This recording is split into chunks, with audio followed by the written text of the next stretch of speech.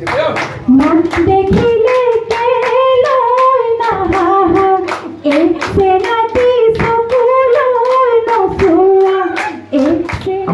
বিহুৰ অস্থায়ী কাৰ্যালয় উদ্বোধন সভা আহ্বান কৰা হৈছিল। তাৰ বাবে আপোনালোকৰ এই অভূতপূৰ্ব সঁহাৰিৰ বাবে আমি উদয়নগৰ তৰফৰ পৰা আপোনালোকক ধন্যবাদ জনাইছোঁ। প্ৰথমতে আমাৰ অনুষ্ঠানৰ প্ৰথম অনুষ্ঠান কাৰ্যালয়ৰ দুৱাৰ উন্মোচন কৰিব আমাৰ ৩৯ সংখ্যক বহাগী উৎসৱ উদযাপন সমিতিৰ সভাপতি শ্ৰী সত্যেন্দ্ৰ তালুকদাৰদেৱে। তাৰ আগতে আমি তেখেতক সম্বৰ্ধনা জনাবলৈ ওলাইছোঁ এখন ফুলাম গামোচাৰে। তেখেতক সম্বৰ্ধনা জনাব আমাৰ যুটীয়া সম্পাদক শ্ৰী হেমন্ত কুমাৰ বৰুৱাই।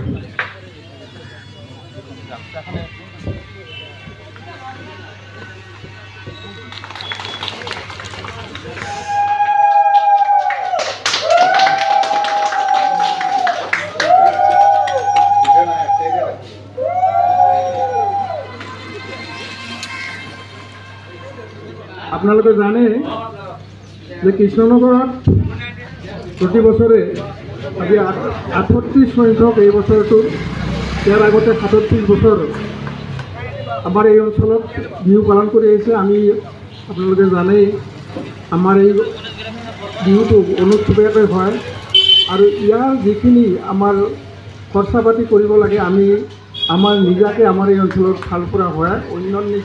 অন্যান্য অনুষ্ঠানবিলাকত যেনেকৈ কিছুমান স্পনচৰা থাকে, বহুতে টকা পইচা দি তেনেকুৱা কৰে, আমাৰ কিন্তু সেইটো নহয় আৰু আমি এৰিব নোৱাৰোঁ।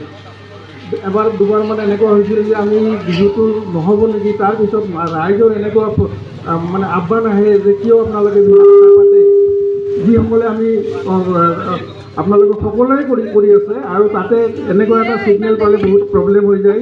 সেইকাৰণে আমি যেনেকেই নহওক অভাৱ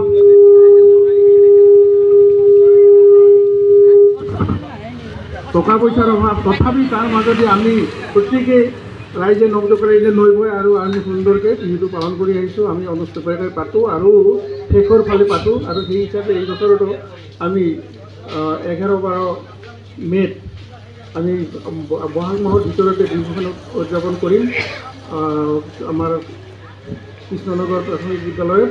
গতিকে তাতে ইয়াত যিখিনি আমি কাৰুকাৰ্য কৰিব লাগিব তাত আপোনালোক সকলোৱে আমি ইয়াত লগ হ'ম আৰু সকলো ধৰণৰ চিন্তাধাৰণা আমি এই অফিচটোতে কৰিম। তাৰ কাৰণে আজি এই হেৰিটো কাৰ্যালয়টো উদ্বোধন কৰা হৈছে। গতিকে আপোনালোকে সহযোগ কৰিব বুলি মই কামনা কৰি মোৰ ভাষণ ইয়াতে সামৰণি মাৰিছোঁ।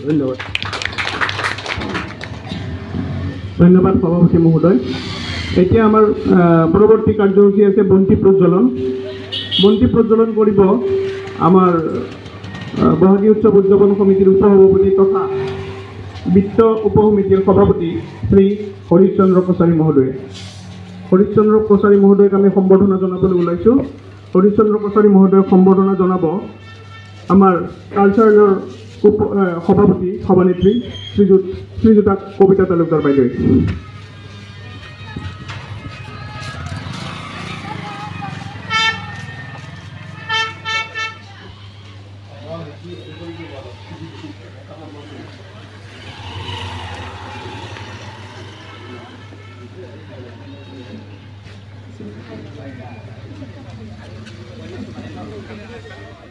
বাধা বিঘিনি সৃষ্টি নহয় তাৰ বাবে মই ভগৱান প্ৰাৰ্থনা কৰাই মই মোৰ মানে ফলিতা উদযাপন কৰিছোঁ আৰু ভগৱানক প্ৰাৰ্থনা কৰিছোঁ যাতে আমি সকলো ফালৰ পৰা তেওঁলোকক ভগৱানৰ পৰা যাতে সকলো ফালৰ সহায় সহযোগিতা পাওঁ।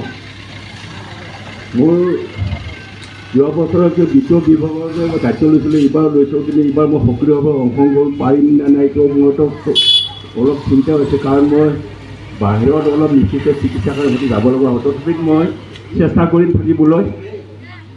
মই ইয়াতে এষাৰ কথা ক'বলৈ বিচাৰিছোঁ। যোৱা বছৰ আমাৰ যিহেতু অলপ লেট হৈছিলে, এইবাৰ আমি অলপ সোনকালে কমিটি গঠন কৰি আমি বিভিন্ন ধৰণৰ আমি আলোচনা কৰিছোঁ। মই সকলোকে অনুৰোধ কৰিছোঁ যাতে এই বিহুত সকলো কমিটিসকলৰ ওপৰত নিৰ্ভৰ নকৰি যাতে আমাৰ ৰাইজসকলে যাতে সহায় সহযোগিতা কৰে যাতে বিহুখন আমি ভাল ধৰণে যোৱা বছৰতকৈ এইবাৰ অলপ মানে ভাল ধৰণে চলাব তাৰ বাবে মই আপোনালোকক অনুৰোধ কৰিছোঁ। শেষত মই ভগৱানৰ ওচৰত প্ৰাৰ্থনা জনাই যাতে ভগৱান লক্ষ্মীও আমাক যাতে হেৰি দিয়ে আশীৰ্বাদ দিয়ে তাৰ মই লক্ষ্মীৰ ওচৰত এটা প্ৰাৰ্থনা জনাই মই বক্তব্য সামৰণি মাৰিম। ওম শ্ৰীম শ্ৰীম হ্ৰীম কমলায় কমলা ওম শ্ৰীম হ্ৰীম শ্ৰীম কমলায় কমলাক্ষায় নমঃ। ওম শ্ৰীম হ্ৰীম শ্ৰীম কমলায় কমলায় নমঃ। ওম শ্ৰীম হ্ৰীম শ্ৰীম কমলায় কমলায় নমঃ। ওম শ্ৰীম হ্ৰীম শ্ৰীম কমলায় কমলায় নাগামনি নকবাবে লাগে চিৰদিনৰ কাৰণে ৰ'ব কুঞ্জলতা ফুলি আছে নাচনীজনী ঝুলিয়াই মাতি আছে নাযাওঁ বুলি নকবা বেয়া পাব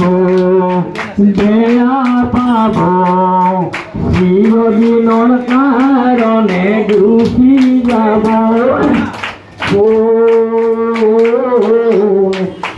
ও মৰম লগাই লগাই নাচনী কি গতি কৰিলা মোক নাচনী কি গতি কৰিলা মোক ও চেনে লগাই লগাই নাচনী কি গতি কৰিলা মোকে নাচনী কি গতি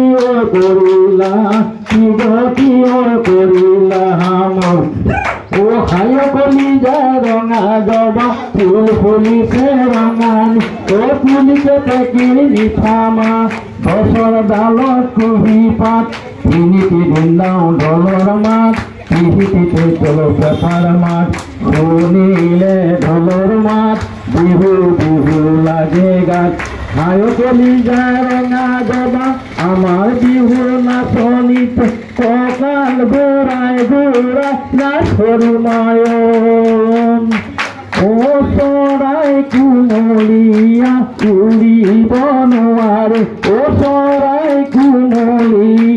উৰিব নোৱাৰে ঘূৰি ঘূৰি ডালতে পৰে সৰু মায় ও হায় কলিজা ৰঙা জবা ফুল ফুলিছে ৰঙালী কুলিকতে কিৰি মিঠা মাত গছৰ ডালত কুহি পাত তিনিটি বৃন্দাও ঢোলৰ মাত পিহিটি তলৰ পেপাৰ মাত শুনিলে ঢোলৰ মাত বিহু বিহু লাগে গাত হায় কলিজা ৰঙা জবা আমাৰ বিহুৰ নাচ।